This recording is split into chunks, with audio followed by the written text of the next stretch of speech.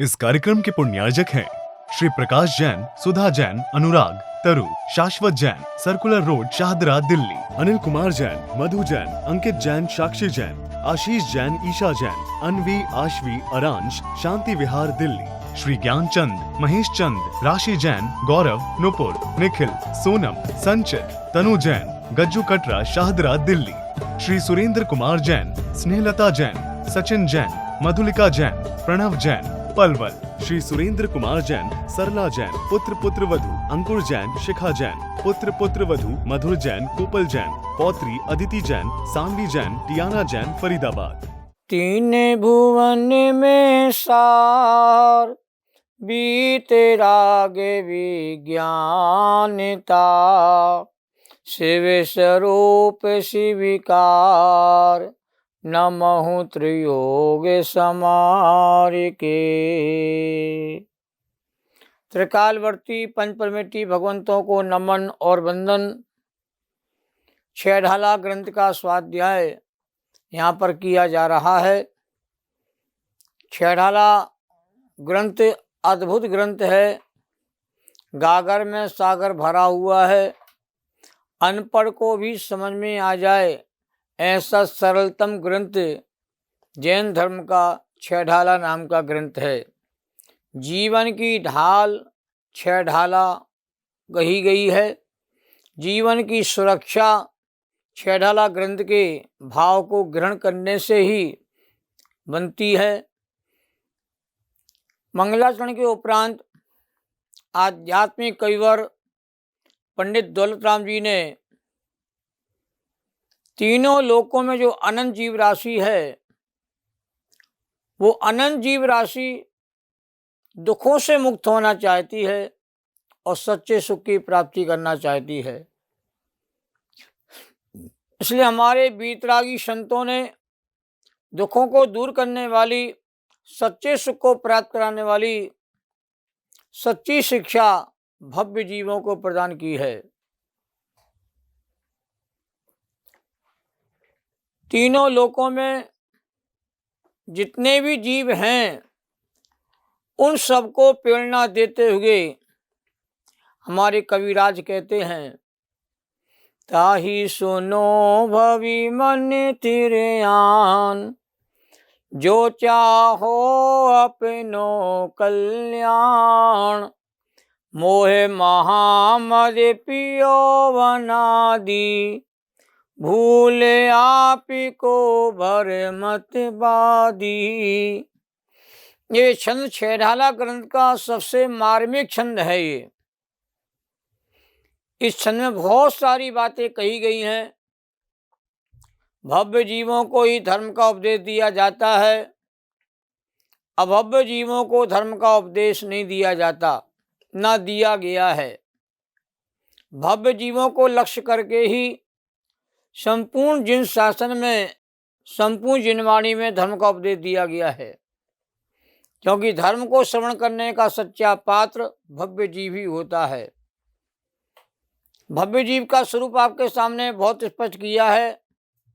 बहुत लोगों के प्रश्न भी आए हैं, जिज्ञासा आई है कि भव्य अभव्य जीव का थोड़ा सा खुलासा और कीजिए। तो उसी संदर्भ में थोड़ी सी बात मैं आपके सामने और रखना चाहता हूँ। प्रवचन सार ग्रंथ में कहा है, जो केवली भगवान के वचनों पर श्रद्धा करते हैं, उन्हें निकट भव्य जीव कहा गया है। और जो केवली भगवान के वचनों पर आगे जाकर के श्रद्धा करेंगे, उन जीवों को दूर भव्य कहा गया है। और जो केवली भगवान के वचनों पर कभी श्रद्धा नहीं करेंगे, सच्ची श्रद्धा नहीं करेंगे, सच्चा श्रद्धा नहीं करेंगे, उन जीवों को अभव्य की संज्ञा आचार्य कुंदकुंद देव ने प्रवचन सार ग्रंथ में दी है। भव्य जीवों के आपके सामने चार भेद किए थे। आसन भव जीव, जो तद्भव मोक्षगामी जीव होते हैं, उनको आसन्न भवजीव कहा जाता है। जो जीव अल्प काल में मोक्ष को प्राप्त करते हैं, उन जीवों को भव्य जीव कहते कहा गया, निकट भव्य जीव, जो संख्यात असंख्यात काल के भीतर नियम से जिन्हें मोक्ष की प्राप्ति होगी, ये अधिकतम समय है। निकट भव्य आत्मा जीव 10-20 भाव के भीतर ही मोक्ष की प्राप्ति कर लेते हैं। और तीसरा भेद कहा गया था दूरभव, उन जीवों को कहा गया जो आदि पुद्गल परिवर्तन काल प्रमाण समय के भीतर जो मोक्ष को कभी ना कभी प्राप्त करेंगे, अर्थात जिन्हें मोक्ष की प्राप्ति कभी ना कभी होगी और नियम से होगी, परंतु अभी मोक्ष की प्राप्ति के होने में उन्हें बहुत समय कहते व्यतीत करना होगा, उन्हें दूर भव्य की संज्ञा दी गई है। और दूरान दूर भव्य जीव उन जीवों कहा गया है जो अनादि काल से नित्य निगोद में हैं और भव्य भी हैं, पर नित्य निगोद से कहते कभी निकलेंगे नहीं और व्यवहार राशि को कभी प्राप्त हुए नहीं है और कभी होंगे नहीं। कभी वो जीव कहते हैं त्रिशादी पर्यायों में आएंगे ही नहीं और नित्य निगोद में रह के ही उनका अनंत काल कहते हैं चलता रहेगा। और भव्यता की शक्ति उनके भीतर विद्यमान है। प्रभवता की शक्ति के लिए व्यवहार राशि में त्रिपर्याय आदि में आना अनिवार्य होता है, तभी यहाँ करके जीव पुरुषार्थ करके अपनी भव्यता को सार्थक कर सकता है। तो ऐसे जीव जो नित्य निगोद में अनादि से हैं और अनंत काल तक नित्य निगोद में ही रहेंगे और भव्य भी हैं, फिर भी उनकी भव्यता कहीं प्रकट नहीं होगी, उन जीवों को दूरान दूर भव्य की संज्ञा कहते दी गई है। अभव्य जीव नित्य निगोद से बाहर निकल आते हैं। 6 महीना 8 समय में 608 जीव नित्य निगोद से कहते निकलते ही रहते हैं। और नित्य निगोद के इसलिए हमने 2 भेद किए थे कि अनादि अनंत नित्य निगोदिया जीव और कहते अनादि शांत नित्य निगोदिया जीव, जो नित्य निगोद से कभी ना कभी निकल के आएंगे, त्रिपर्याय में आएंगे, वो भव्य भी हो सकते हैं और अभव्य भी हो सकते हैं। इस प्रकार भव्य जीव का संक्षेप में वर्णन पहले भी किया और थोड़ा विस्तार से आज भी कर दिया। अभव्य वह जीव है जिसकी पहचान करना छद्मस्त के ज्ञान का विषय नहीं है, क्योंकि अभव्य जीव भी धर्म साधना करते हुए देखने में आते हैं, धर्म की प्रवृत्तियों का पालन भी करते हैं, पर अंतर में धर्म की उन्हें कहते प्राप्ति उपलब्धि नहीं होती है। और मुनि धर्म का पालन भी अभव्य जीव अनेकों बार कहते करते हैं और द्रव्यलिंग के पालन करने में अभव्य जीव के द्वारा बाहर से कोई कहते त्रुटि नहीं पाई जाती है, पर अंतरंग में रत्नत्व को प्रकट करने की योग्यता का अभाव होता है। इसलिए धर्म के निकट आकर के भी वो धर्म से दूर ही रहते हैं। ऐसा ही उन जीवों का स्वभाव है, ऐसी ही उन जीवों की योग्यता है, तो उनको पहचानना बड़ा कठिन होता है। पर इतना निश्चित है कि अभव्य जीव भगवान के सम्मुखन में जाकर के भगवान की ध्वनि को सुनने के पात्र नहीं होते हैं। अब यहाँ पर मोह महामद की चर्चा यहाँ पर आई थी कि मोह महामद पियो अनादि, अनादि काल से जीव ने मोह रूपी मदिरा के रसपान करने के कारण से अनंत दुखी होकर के और संसार सागर में भ्रमण कर रही हैं। मोह का वर्णन तो कितना भी किया जाए कम है। मोह संसार का राजा है, संसार का महाराजा है, जो मोहित करता है या जिसके द्वारा जीव मोहित होता है उसे मोह कहा जाता है। ममेदम बुद्धि, ममत बुद्धि को मोह की संज्ञा दी गई है। और मोह के 2 भेद आगम में किए गए हैं, दर्शन मोह, चात्र मोह। दर्शन मोह जहर है, ममेदम बुद्धि दर्शन मोह के अंतर्गत विद्यमान होती है जो अपना नहीं उसे अपना मानता है। दर्शन मोह के काम है स्वयं को भूल जाना और पर को अपना मानना। शास्त्र मोह नशे का काम करता है। राग देश में प्रवृत्ति ये नशा है जीव का अनादि काल का। राग में इष्ट बुद्धि होती है, देश में अनिष्ट बुद्धि होती है। राग अच्छा लगता है और देश बुरा लगता है। राग अनुकूल लगता है, देश प्रतिकूल लगता है। मोह के नशे में मस्त जीव अपने चेतन स्वरूप को भूल करके शरीर को अपना मान लेता है, संयोगी पदार्थों को अपना मान लेता है, संयोगी भाव में अपनापन स्थापित करता है।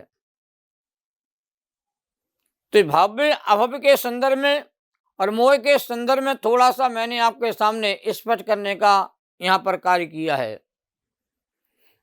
अब आगे व्याख्या हमारी आगे बढ़ती है कि मन के संदर्भ में भी जीवों ने जिज्ञासा की कि मन क्या है, मन किसके होता है, मन किसके नहीं होता है, मन में क्या क्या चलता रहता है। ये विषय भी रह गया था, वो विषय को मैं आपके सामने यहाँ पर प्रस्तुत कर रहा हूँ। जो मनन करता है, चिंतन करता है, विचार करता है, उसे मन कहा जाता है। मन संगी पंचेंद्रीय प्राणियों के भीतर ही पाया जाता है। एक इंद्रिय से लेके 4 इंद्रिय के प्राणियों में मन का अभाव होता है और 5 इंद्रिय वाले जो जीव होते हैं उनमें मन वाले भी होते हैं, बिना मन वाले भी होते हैं। तो जिनके मन नहीं पाया जाता है उन जीवों को अमनस्क या असंगी या उन्हें असैनी कहा जाता है। यहाँ मन सहित वाले संगी जीवों को ही कहते प्रेरणा दी जा रही है। तो जो हित का अहित का विचार कर सकते हैं, चिंतन कर सकते हैं, स्वयं और पर का विवेक कर सकते हैं, उनके मन का सद्भाव अवश्य होता है। और मन के 2 प्रकार के भेद होते हैं, एक होता है द्रव्य मन और एक होता है भाव मन। ये मन के 2 प्रकार के भेद होते हैं। द्रव्य मन के बिना भाव मन नहीं हो सकता, पर भाव मन के बिना द्रव्य मन की कहते हैं संभावना वहां रहती है। 13वें गुणस्थान के केवली भगवान होते हैं, उनके भाव मन का अभाव होता है, परंतु उनके द्रव्य मन का सद्भाव होता है। द्रव्य मन आखिर है क्या कि हृदय कमल पर 8 पंखुड़ी के आकार द्रव्य मन की रचना होती है। यह रचना देखने में नहीं आती है। यद्यपि द्रव्य मन पौद्गलिक होता है और भाव मन जीव की कहते हैं पर्याय कही जाती है। यद्यपि एक बात और ध्यान में रखना जरूरी है कि मन आत्मा का स्वभाव नहीं है, मन आत्मा का स्वरूप नहीं है। यदि मन आत्मा का स्वभाव होता, स्वरूप होता, तो मन का सद्भाव केवल सिद्ध परमात्मा के भीतर होना चाहिए। पर सिद्ध परमात्मा के मन का अभाव है तो मन आत्मा का स्वरूप नहीं हो सकता। जो सिद्ध परमात्मा का स्वरूप प्रकट होता है वही जीवात्मा का स्वभाव होता है। भाव मन में नाना प्रकार के विकल्प संकल्प होते ही रहते हैं। मन को बंदर की संज्ञा भी दी है। मन बंदर, मन मदारी, नाच रहे हैं सारे संसारी। विकल्पों का जाल कहते मन के भीतर कहते संगी पंचेंद्रीय प्राणी के भीतर होता रहता है। देवगति के जीवों के भीतर मन पाया जाता है, नारकी जीवों के भीतर मन पाया जाता है और मनुष्य गति के जीवों में मन पाया जाता है, क्योंकि ये सभी संगी पंचेंद्रीय प्राणी होते हैं। और त्रियंज गति के जीवों में मन का सद्भाव भी होता है, बहुत जीवों में जो संगी पंचेंद्रीय होते हैं, और किन्हीं मन का कहते सद्भाव नहीं भी होता है। तो जो मनन करता, विचार करता, चिंतन करता है वही मन कहलाता है। भूतकाल की सारी स्मृतियां जो हमको आती हैं वो मन के माध्यम से ही आती हैं। भविष्य की हम कल्पनाएं करते हैं वो मन के माध्यम से ही करते हैं। वर्तमान में चिंतन मनन किया जाता है, वो सब मन के माध्यम से ही किया जाता है। इस प्रकार मन का वर्णन भी आगम में बहुत विस्तार से आता है। द्रव्य मन पौद्गलिक है, पर पौद्गलिक द्रव्य मन के अभाव में भाव मन नहीं हो सकता है, ये बात भी समझना चाहिए। और भाव मन के होने पर ही हम लोग उसका तत्व विचार, तत्चिंतन, शास्त्रों का अभ्यास, मनन, ये सारी प्रक्रिया भाव मन के सद्भाव में होती है। और भाव मन का सदुपयोग भी होता है और भाव मन का दुरुपयोग भी होता है। हमारे आपके सबके साथ मन का सद्भाव है, पर मन में मिथ्या विकल्प होते रहते हैं, संसार का चिंतन चलता रहता है, भोग विलास की कहते कामना मन के भीतर होती रहती हैं, ये मन का दुरुपयोग है। और मन में परमात्मा के स्वरूप का चिंतन करना, मन में पंच परमेष्टि के स्वरूप का चिंतन करना, मन में स्वयं पर का चिंतन मनन करना, सात तत्व का विचार करना, छह द्रव्य का विचार करना, अनेकांत में सिद्धांत का विचार करना, अहिंसा का विचार करना, वस्तु स्वरूप का चिंतन मनन बार बार करना, ये सब मन के द्वारा ही संभव है। और मन में ही सब होता है। जो वस्तु स्वरूप में अपने चित्त को लगाता है, वो जीव ही मन का सदुपयोग करता है। और मन का सच्चा सदुपयोग करने वाले जीव होते हैं, उन जीवों को नियम से ज्ञानी बनने का सौभाग्य प्राप्त होता है। तो यहाँ भाव मन द्रव्य मन की चर्चा चल रही थी। तो वीर्यान्त्रय कर्म नो इंद्रियावरण कर्म के छह ऑप्शन से उत्पन्न आत्मा की जो विशुद्धि होती है, जो हित और अहित का विचार चिंतन मनन करने में कारण होती है, इसको भाव मन की संज्ञा यहाँ पर दी गई है।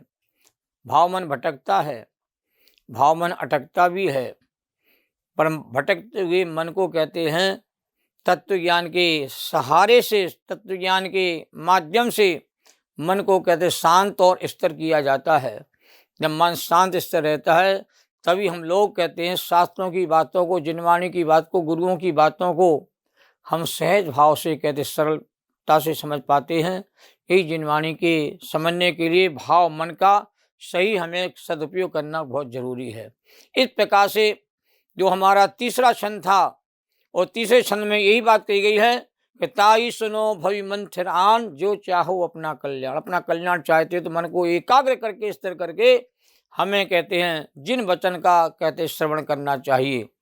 क्यों करना चाहिए कि अनादि से जीव जो है मोह के सेवन करने के कारण से अपने आप को भूल गया, अपने शुद्धात्मा को भूल गया। मैं कौन हूँ, मेरा क्या स्वरूप है, ये संसार मेरा कैसे चल रहा है। 24 घंटे जो हमारे भाव होते हैं, उन भावों को जीव भूल गया। इस कारण से जी संसार का पात्र बना हुआ है। आगे के छंद अपने प्रारंभ होने वाले हैं, उसकी चर्चा मैं आपके सामने अगले अंक के माध्यम से करना चाहता हूँ। तो संसार परिभ्रमण की कहानी जो है बहुत विस्तार वाली है, उसको दौलत हम संक्षेप में बताने का प्रयास करेंगे। जैनम जयतु शासनम, सभी साधर्मी जनों को सादर जय जिनेन्द्र। सहजानंदी शोध स्वरूपी अविनाशी में आत्मस्वरूप, ज्ञानानंदी पूर्ण निराकुल, सदा प्रकाशित चेतन रूप, सदा प्रकाशित चेतन रूप। द्वासांग जिनवाणी माता की जय। सभी साधर्मी जनों को सादर जय जिनेन्द्र।